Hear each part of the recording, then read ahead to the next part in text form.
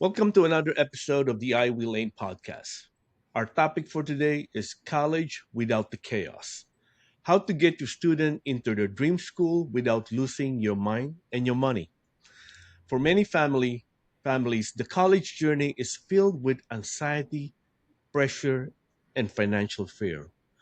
But what if we didn't have to be that way? Today, I'm joined by Shellee Howard, best-selling author of How to Send Your Student to College Without Losing Your Mind or Your Money, who has helped thousands of families get their top student into the top choice school and graduate debt-free. You're going to talk about how parents and students could move from chaos to clarity and build a future that's both successful and sustainable. Welcome, Shellee. Thank you so much for having me, Will. You're welcome. How about if we kick it off with a quick introduction? I love it. You want me to take it from here? Yes, just a quick introduction about yourself. Fantastic. So parents and grandparents and aunts and uncles, anybody who knows a teenager, today's episode, I'm hoping to give you massive value. What does it take to get into college? How to get accepted? But also, how will you pay for it? How to get the big scholarships? It's one thing getting in, but the worry really comes after that. So I want to help you understand what does it take to compete, but also what are your different opportunities when it comes to paying for it? Let's start with the first question. College admission process is very unpredictable. What do most parents misunderstood about the whole process? Well, I think it really starts from a mindset of they did it themselves, a lot of them, and they think it's the same. And that's where most families get really messed up. It is nothing like it was even 10 years ago, even 5 years ago.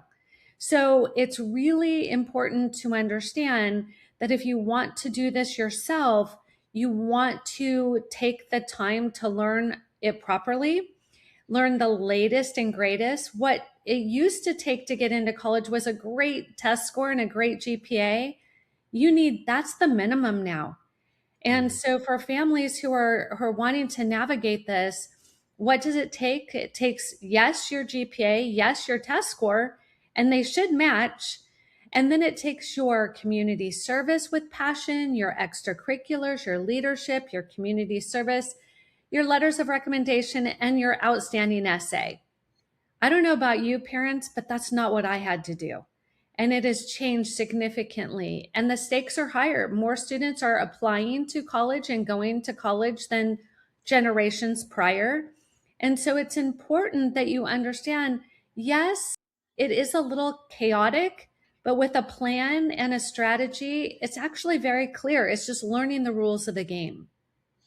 I love the fact that you mentioned the parents have their experience and they think that is the same experience that their children should have. And I'm glad that you actually mentioned that experience itself is not the same over time.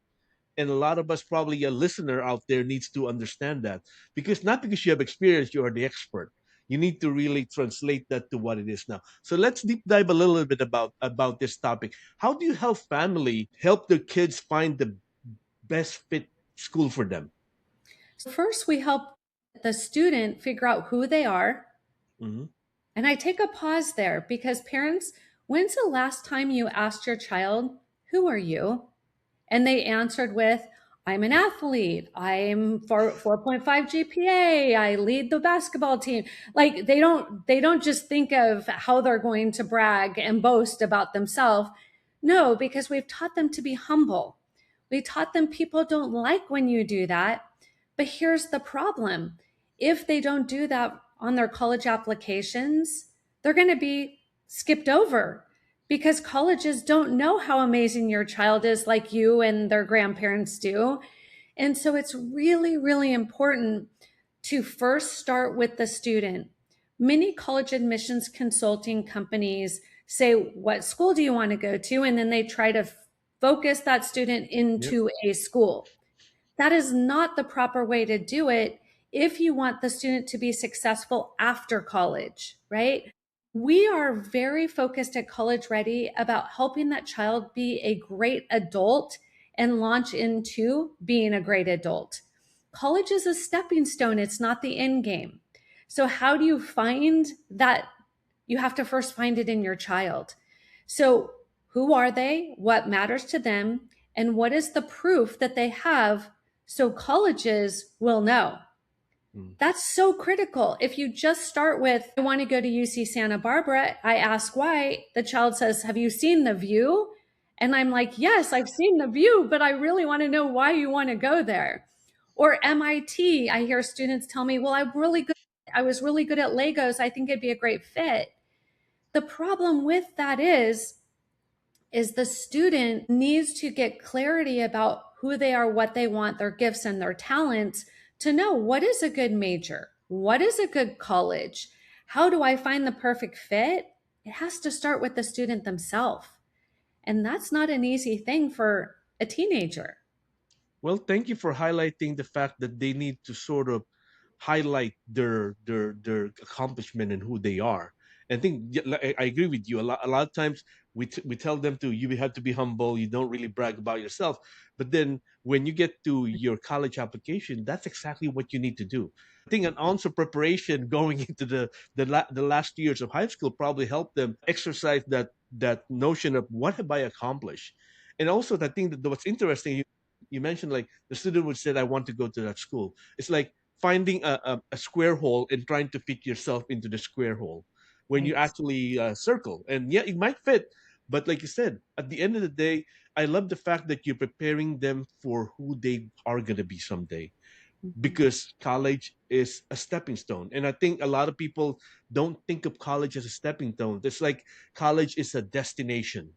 Mhm. So how do you help parents and students change that perspective that college is not like a destination?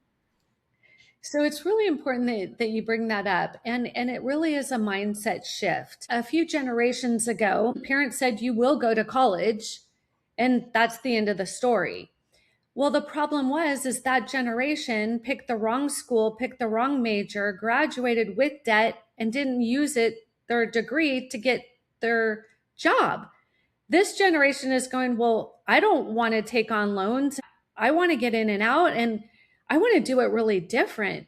So we have to first start with, it comes back to, what is the ultimate goal? Is the ultimate goal to get into an Ivy League because you want the status of an Ivy League, or is it because the opportunities that Ivy League will provide for your child for their major career? Are you looking to get in and out quickly without debt? Like, first, we have to figure out what it is that the family really wants. Are they looking for the academic fit, for the student to be challenged, but not to the point where they have emotional stress or worse? Are they looking for the social fit, for them to find their next partner, Mm. to make sure that they have collaboration and have alumni that they can tap into? Are we looking for the financial fit? Are we looking for the school that the family can write a check for? Or are we looking for something that they could get a full ride offer? So I take that back to the family and I say, help me understand what is important to your family. Because I don't want to assume that everybody cares the way I do about each step. A big portion of that is students have no idea about financial literacy. And Yeah. so when I talk to them, they're like, oh, the most expensive one, my parents are going to pay for it. There's this huge disconnect that there's a return on investment of that time and that money. So a lot of what I do is educate families to help them to know that college is part of the process, but it's not the end game. I think I love the fact that you mentioned that college is part of the process, because that's not what people understand. Especially when the student wants to get into a particular college, they're sort of invested in that college, even though the acceptance wasn't there, right? Even before the application. That's why it's hard for them to, if they don't get in, it's like a devastating experience. One of the things I want to highlight to our listener, if you're listening to this episode, Shelly doesn't just talk about this. Shelly has experienced. So let's talk about the experience that you have. You help your own children graduate without debt, number one. Amazing. What's the biggest financial mistakes most family make before the student apply for college? Well, I should probably give your listeners a brief understanding of my experience. College Ready was started 18 years ago, and I'm a mom of four. So it started with my firstborn. He came home from middle school and he says, Mom, I know exactly what I want to do and exactly where I want to go. Will you help me? And I was like, What happened at school today? He said, high school came and they said, We have 1 week to pick our classes. I have no idea how to pick my classes. Do you? And I looked at him and I'm like, it's been a long time since I've been in high school. We should probably get some help. So I did just what I thought to do as a parent. And I made an appointment with his future high school counselor. And I said, Son, will you tell her what you told me? And he says, Yeah, I want to be a brain surgeon. I want to go to an Ivy League school. Can you help me? And she looked at him and said, Why would you waste your time or money anymore? They don't make money. Doctors do not make money because of insurance. And he looked at me and I was like, Yes, she said that out loud. And he said, I guess we're done here because you obviously don't even know who I am or what matters to me. Yeah, So it was devastating for this young adult to hear another person say, Your dream is not worthy. yeah, And so we walked out and I knew I was on my own. This was 18 years ago. Like there was no AI, no Google, there was no, it was a telephone, right? So long story short, I went back to school and then I went back to school again and became a certified independent college strategist, started touring 25 colleges a semester. My son applied to 12 schools, got accepted to 11, seven full ride offers. One was a full ride to USC and Harvard matched it. That is the kind of story that you want to listen to. Okay. So I just have to give that background because I think so many people just want to listen to anybody and anybody's advice. And that's the first scary thing you don't want to do. You don't want to be exactly like the other people you're competing against. So, what we do at College Ready is the same thing I did with my four children. We figure out who they are, what matters to them, their gifts, their talents, and then we match it to a college degree, to a college major, to a career, to how much that child will or will not make when they graduate, and will AI be doing their job. All of this gives the family the knowledge to make wise decisions. Then we help them to calculate their student aid index, know how much colleges think you should be able to pay. Not one family's ever been excited about that number. So then it's my job. me too. You too, right, Will? Nobody's ever been like, yes, let me pay that amount.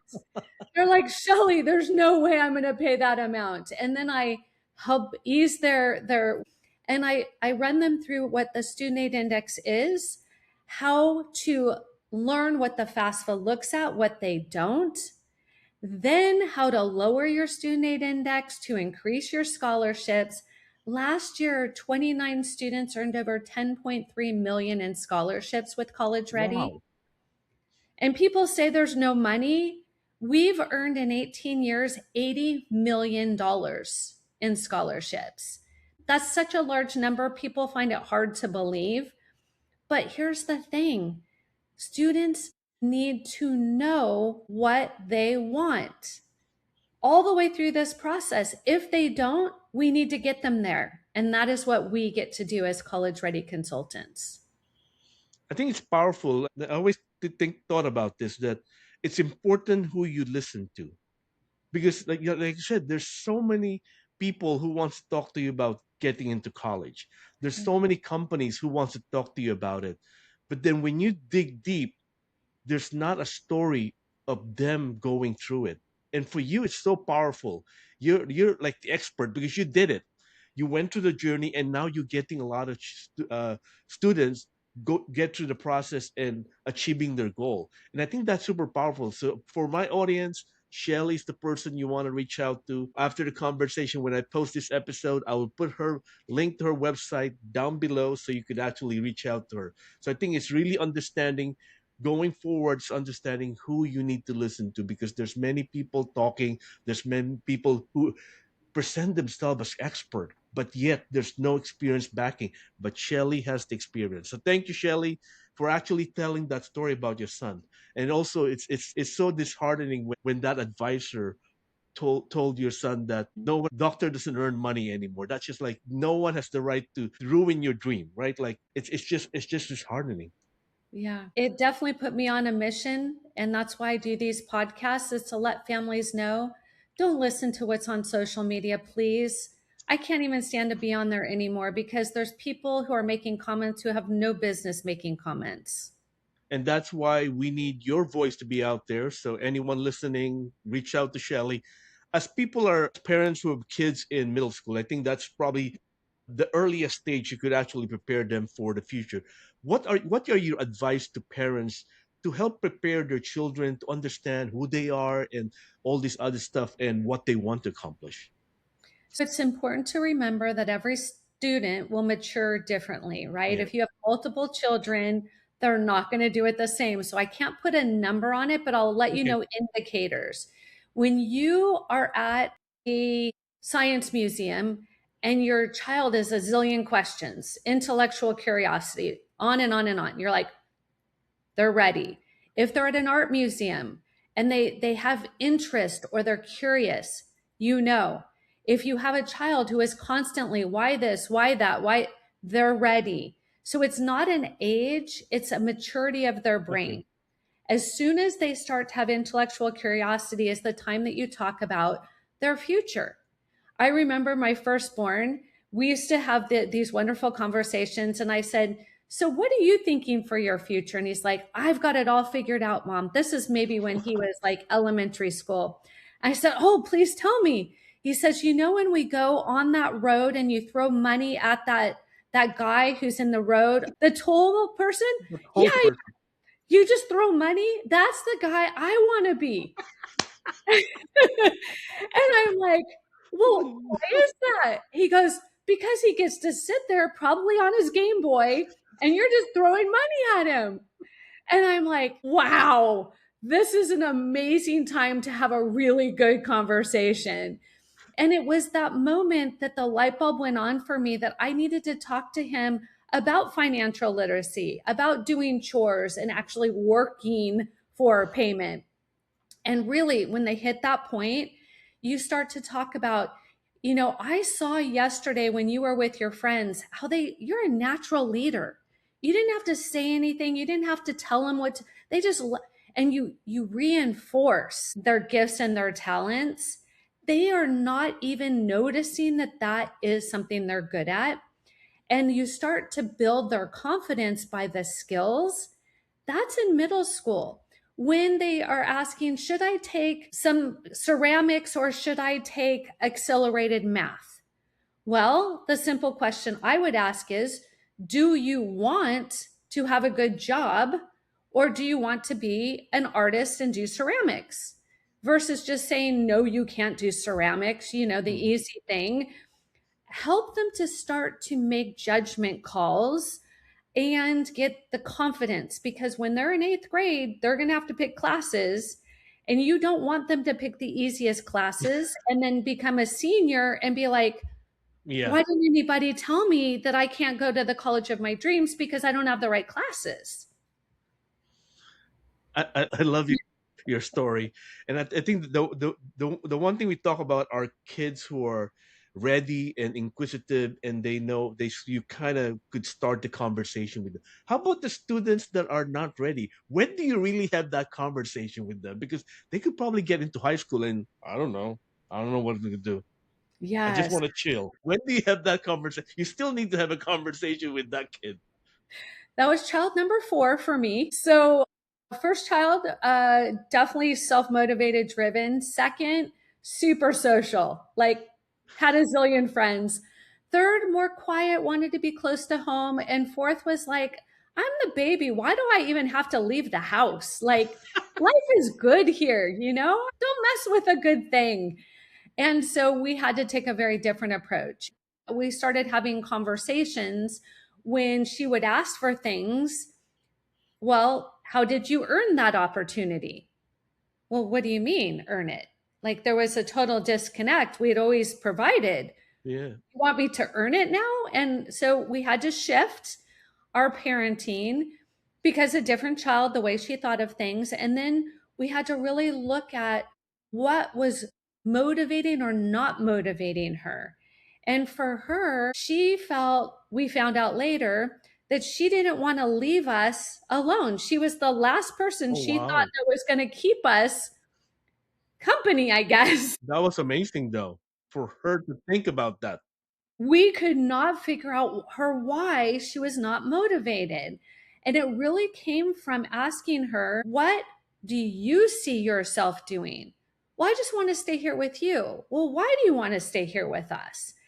And we want you to be able to come back, but as adults, we really want you to go on your own and be productive and start a family, whatever that is you want to do. So it wasn't until and that happened at the end of eighth grade.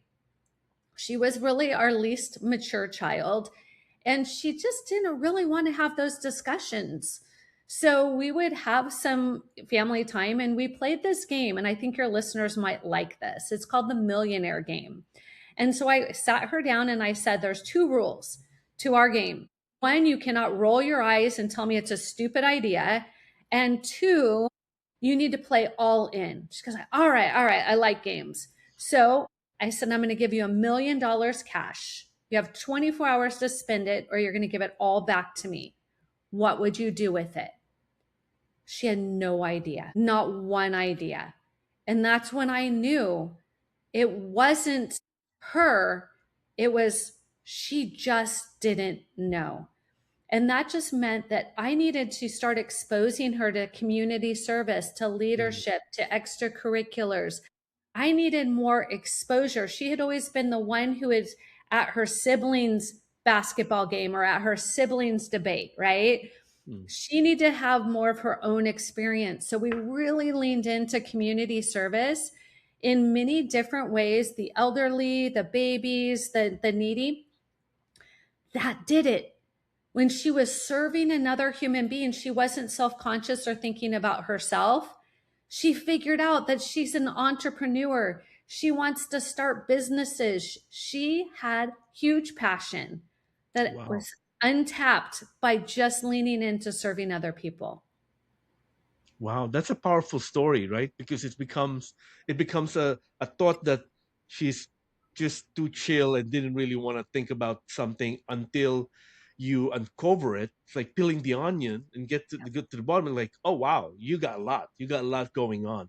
So thank you for sharing that story because that's extremely powerful. As parents that are listening out there or students that happen to stumble upon this video, when do we actually find the balance between supporting them or giving them the ownership? Like, I again have to go to the individual yeah, child. My firstborn, I had a hard time keeping up with him. He's like, sign me up for this. Let's do that. Let's go here. He was just so driven. The second one was driven, but more in the social area. I want to do cheerleading. I want to do the football games. I want to do the fun stuff. yeah, Right. So I gave her, her calendar to manage, but I sure didn't give her her academia to manage. Right. So we had that yeah, balance. And so it's really important until your child finds their why is this important to me? They don't deserve a baton because they will take the baton and hold on to it and do nothing with it because they don't see the benefit for them. If you can show them, tell them, have an experience. My oldest, we took him to Harvard in fifth grade. We were on a family trip in Boston. He went and saw the cafeteria, and it was like walking into Hogwarts. He's like, Mom, that is the coolest place ever. I want to go here. He found his why. It was so easy after that because I would say, oh, you don't want to do that AP class? I guess you don't want to go to, where you found your yeah. place. Well, yes, I do. Oh, now you can have the baton back. So when they are able to articulate that now it's their passion, their drive, their motivation, that's when they deserve the baton. Until then, a parent absolutely needs to help them find their way. Well, thank you for highlighting the every situation is different, and every situation need to be handled differently. And I love the fact that you actually index on that one. If there's one mindset shift that we want our parents to think about or to learn during this college process, what would that be? Well, there's one academic and there's one financial. May I share both? Yep, yeah, Okay, absolutely. perfect. The academic one is it has never been more competitive or more expensive to go to college. But at the same time, there's never been more amazing college opportunities. There is a perfect college for every child. You think you might know what is best, but you may not know all of the others that are just as good or better.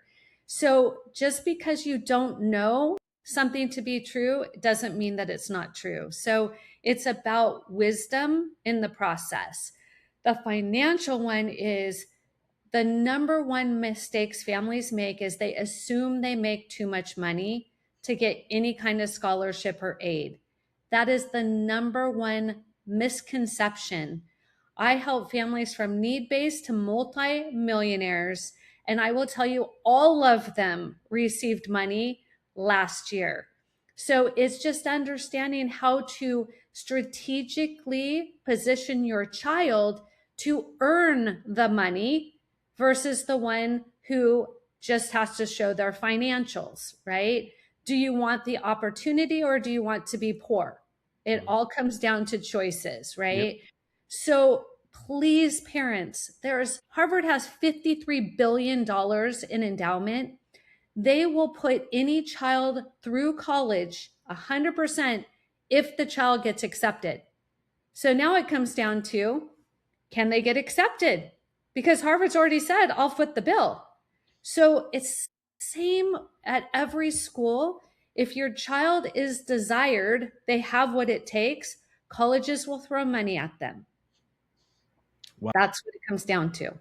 Powerful story. What at which point would a parents should engage you and your organization in helping them?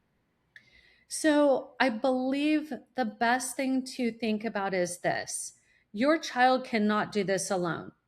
If you can't do it, how will they ever do it, right? They have not even close to your skill. The second thing is high school counselors have usually one of them to multiple thousand, Yes. right? And it's not that they don't want to help your child, they seriously just can't. No. They're dealing with mental health, they're dealing with truancy, they have big problems that they're dealing with. So to think your high school is going to do this, big misconception. So then it comes down to who's going to do it. Would you rather do your job, make money, and pay a professional to do this with clarity, wisdom, and ease? Or would you rather have all your free time spent on navigating and hoping that you do it right? So the answer really is, what do you want as a family? We hire realtors to sell our home, CPAs to do our taxes. College admissions consulting is really a critical piece. The final note is, will your child, your teenager, listen to your wisdom even if you have it all correct? I know many a family who's hired college ready just because they want their relationship at home with their child to stay on point. So they'll come home for Thanksgiving and Christmas. Well, thank you for sharing that powerful message. If my audience wants to reach out to you, what's the best way to reach out to you? So for your listeners, I have two gifts. The first one is if you go to College Ready Plan, that's PLAN .info, INFO, I am gifting your listeners 30 minutes with me so they can learn if they are college ready, and if not, what I recommend to help them. No commitment. The second gift is both my best-selling books are on sale right now on Amazon for 99 cents for your listeners. And the first book is How to Send Your Student to College Without Losing Your Mind or Your Money. And the second is College Admissions Simplified. So if you want to do it yourself, grab a book. If you want to ask a professional, let's have a conversation. Well, thank you, Shelly, for your time. Really appreciate you sharing your gift today. Thank you so much for having me. You're welcome.